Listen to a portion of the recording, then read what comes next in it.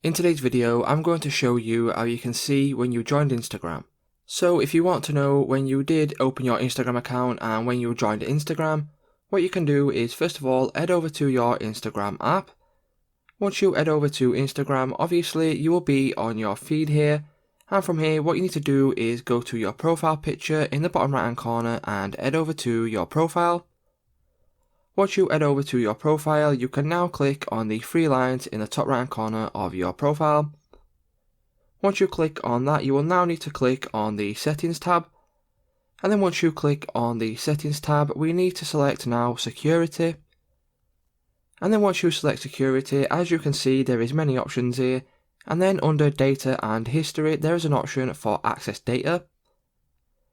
Once you click on access data, as you can see under account info, the date I joined was May 16th, 2020, and you can also see the time right next to it. So it's just that simple, guys. If this video did help you out, please let me know in the comments down below, drop a like on the video, and I'll see you in the next one.